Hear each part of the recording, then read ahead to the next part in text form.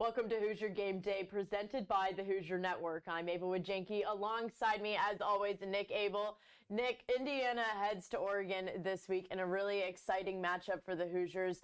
A very big matchup for the Hoosiers, nonetheless, across the board. And we have a great guest joining us today to dive into that more. But before we break into this Oregon matchup, I feel it's relevant to bring up a little bit of Iowa and where Indiana thrived and struggled and what they really needed to focus on in this bye week going into Oregon.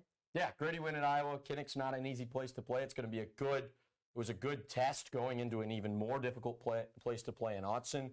Hoosiers' 2015 victory would have been more had Mendoza not gotten the safety in the last second. But the Hoosiers had to play a great fourth quarter. It was the first time Mendoza had played a fourth quarter all year. The defense once again stood up, and the offensive line got pushed around a little bit. Mendoza finally showed some life of slowing down for the first time in really 4 games. But just a gritty win. You have to get those wins at Iowa, and one of the few single-score wins that Curt Cignetti's had at Indiana. Absolutely, Nick. And where Indiana really needed to kind of focus on in this bye week, I feel personally, was more along that line. You know, they went up against a really tough Iowa O-line.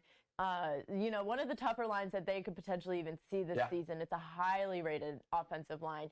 And that game, they really battled in the trenches. And, with Oregon, they have some very, very big guys on their line, and we'll talk about that more, but we're talking some very big guys on their line, and that can be difficult to go against. Ohio State similarly had some of the same larger guys. Is that something that you feel like Indiana really needs to focus on, and how would they even prepare for that? Yeah, it's a matter of playing cohesively as a unit on the offensive line against one of the better D lines in the country. They can rush the passer. They can stop the run. They do a little bit of everything. Everybody talks about Dan Lanning's offense, but his defense has been one of the best in the country this year, along with Curt Cignetti's. So it's really just about being in time, not letting the crowd phase you too much. You can't probably struggle as much as you did at Kinnick in the early quarters and get behind Oregon just because of how good their offense is. So keep it close for the whole game. Grit your teeth and try and find a way to win in the fourth quarter like you did last week or 2 weeks ago before the bye. Absolutely, Nick. Well, the Iowa team will definitely be one we see probably in a bowl game, and a really great win for Indiana to have on their resume going forward. Before we break too much into this Oregon game, though, we're going to send it to our guest this week, Zach Browning. Welcome back to Hoosier Game Day, presented by the Hoosier Network. Now we have a very special guest joining us, senior writer for Hoosier.com, Zach Browning. Zach, thanks for joining us today. Thank you so much for having me. So it's going to be a big matchup, obviously 2 versus 7. And the Oregon Ducks, led by phenom quarterback Dante Moore, one of the Heisman favorites right now. What do Hoosier fans need to know about him and what he brings to the table? Well, they need to know that he's been fantastic this season. As good as Fernando Mendoza has been for Indiana, Dante Moore has been just as good, if not even slightly better. Just 1 turnover. He doesn't turn it over a lot. And this is a guy that was a highly touted recruit coming out of high school, and he didn't live up to those expectations early in his career at UCLA. But now he's got the chance to shine, and it's hard to be not successful in Oregon's offense with the way it's run and how everything operates there. And he has been a perfect fit. He's been dominant. You really haven't been able to ask for much more if you're an Oregon fan. Yeah, Dante Moore has been really good. Dan Lanning's quarterback's always really good. The other part of their team that always excels is that line of scrimmage. And Indiana in big games last year, we saw them get dominated a little bit at Ohio State and against Notre Dame. How do we think both sides of the ball look on the line of scrimmage this weekend?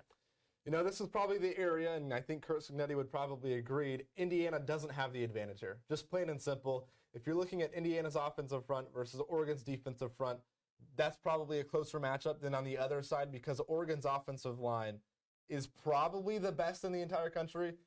Going into that Iowa game, you knew Indiana's defensive line was going to be tested. They were decent against that offensive line, not dominant, but this is another step up in that category. There's 4 guys that are going to be NFL draft picks, probably even as early as next year, on this Oregon offensive front. So I think it's going to be a test and a half for this Indiana defensive line. And then on the flip side, you just got to protect Fernando Mendoza. It doesn't have to be perfect if you're Indiana's offensive line. Just give him enough time to show why he's a Heisman contender. Yeah, important that Mendoza has time, struggled a little bit against Iowa. It was the quickest he had to get the ball out all year. Looking at Oregon, who are a couple players that Indiana fans are going to want to look out for on both sides of the ball?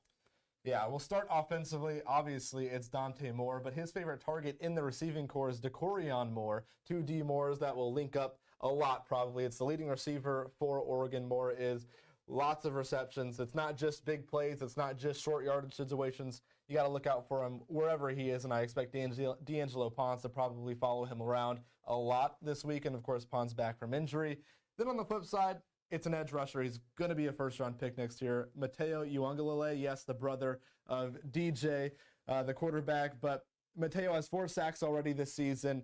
He's going to be a problem whether he's on the left side for Carter Smith or whether he's on the right side for Cleo Benson. They're going to try and bring him in pressure packages in exotic ways. He's a guy that Indiana is probably going to have to look to double at sometimes, probably have to look to chip block with the running backs at sometimes. He's somebody to circle on that defense for Indiana. Great analysis there, Zach. And then what everybody wants to know, prediction, how do you think it's going to shape out? Is Indiana as legit as their 7 ranking says, or is Oregon really that next step up?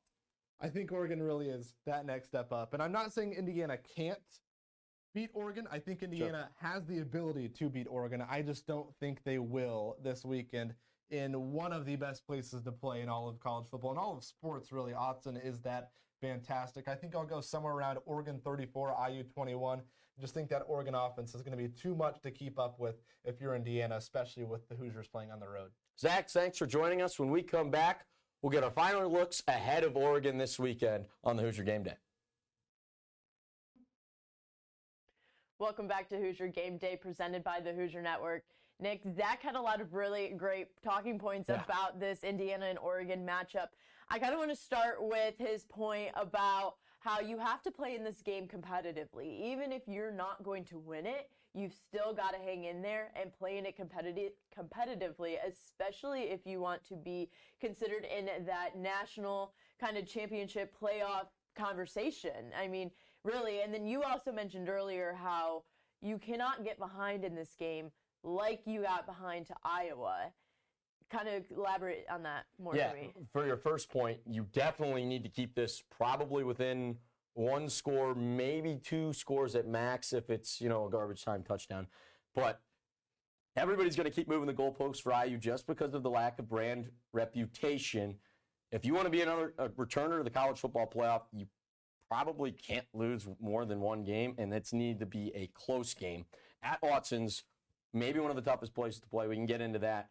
But you need to be in this game from the first minute to the last minute. And that's going to be a lot on Mendoza and the offense in what could be a shootout because of how good Dante Moore is. You need to find a way to stick with Dan Lanning, who is also coming off a bye week after their biggest win of the year. So it's going to be as difficult a test as you get against what I think is the best team in the country in Oregon. But you mentioned it, have to stick with the game, and you cannot get behind. At that crowd, at Autzen, they're going to jump on you. If you throw a turnover, if you have any turnovers, they will annihilate you and pummel you because of how loud that place is. It might be the loudest place to play in the Big Ten, even with how small it is. I was going to say, Nick, because that's a really interesting thing that you bring up is that people talk about how hard Autzen is to play in, and people talk about how hard even Kinnick was to play in, but Kinnick's bigger than Autzen. Yeah. Autzen only sits 54,000 people. That's at least what's listed online. Sure. That's about as big as Memorial Stadium. So it's really like seat-wise, size-wise, it's similar to Memorial Stadium, and yet, they have found ways to just make it louder in an incredibly tough environment to play in. And people talk about letting Mendoza audible on the line. Will they let them do that? Will they not? Cignetti didn't really say anything about it this week in his press conference. He said that it's something they might work in practice, but he's not obviously he's not going to give away anything. He's not saying if he's going to let Fernando do it or not. But a lot of people saying that's something this Indiana team needs to do. Sure. In a place like Oregon where it can be so loud, and this Oregon team obviously very prepared for these Hoosiers who are coming in. Another thing that I kind of want to bring up is the turnover kind of ratio with this team. They're some of the best in the country as far as that goes. Nick, can you kind of explain that more? Yeah, top 10. Both teams are top 10 in turnover margin. Both quarterbacks have only thrown one interception all year. So this is as efficient as offenses get, and they're going to hold on to the football. We've just seen a couple fumbles from the IU running backs. The Oregon backs, probably not as prolific as you see with Hemby and Kalon Black, but very, very capable behind a great offensive line. You cannot lose the turnover margin really against Oregon anytime, but on the road, especially in Kinnick that you mentioned, because it sits below street level. It's louder, kind of that MLS Premier League stadium vibe. It gets really loud, and you have to win the turnover margin if you're going to beat probably one of the top 3 teams in the country. Absolutely, Nick. And I think, we kind of rehashed a little bit of Indiana and Iowa. I think we need to rehash also Oregon and Penn State. Yeah. And that has now become a very interesting game because of what Penn State did last week, losing to UCLA. Knocked them out of the polls. Yes. So, and they lost to Oregon. It was double overtime. Yep. To an interception essentially. But they battled it out, and Oregon was at Penn State in a whiteout. Again, another tough environment. You talk about tough road environments. It's hard to win on the road. Nothing is ever a given, no matter how good you are. And so Oregon essentially, though, pulls away with that one. But then Penn State turned around and lost to UCLA in week 2. Does that affect your, I guess just give me your full thoughts on that whole thing, and how do you still think Oregon is as legit? You called them the best team in the country. Give me your thoughts. There's a lot to unpack there. A lot to unpack, and everybody looking at Oregon Penn State was probably one of the best matchups of the season up to that point, and it fit the bill, right into overtime. Dante Moore, it was his coming out party. Now he became the Heisman favorite after that game because of what he showed on the road in a whiteout at night. That's super tough to play in, as you mentioned. But the UCLA game, that's why you love college football. And a team that doesn't have a win against James Franklin's Penn State after they just fired their coach and their OC. It was ridiculous to watch. James Franklin reeling, Drew Aller reeling. I think you still got to take it week by week, because you look at what Illinois did. Lose to Indiana by 53. Then they go beat USC in a last-second field goal. So that's kind of the parity at college football right now. I think you can't let that diminish what Oregon did on the road at Penn State and just how good they look. They outgained them by about 200 yards, and James Franklin was able to hold on to the football for a lot of the time and bend, don't break defensive situations. But yeah, it shows that there's a little bit of a weakness potentially in Oregon, even though they haven't really shown it all season. Maybe you like your chances just a tiny bit more because of that result at UCLA. Okay. Interesting takes, Nick. I agree, though. I agree. I think you've got a lot of fair points going there. Well, Indiana, Oregon, 3:30 game. 3:30. College game day is going to be there. Yep. 4th time Indiana's had college game day in 13 games or something like that. Talk about a program really, really coming up there. And they could have had it against Illinois, really one of the best matchups that week. That is true. That is true. Well, thank you so much for tuning into Hoosier Game Day this week, presented by the Hoosier Network. I'm Ava Wegenke. Again, Nick Abel. For all your Indiana football needs, make sure you're following the Hoosier Network.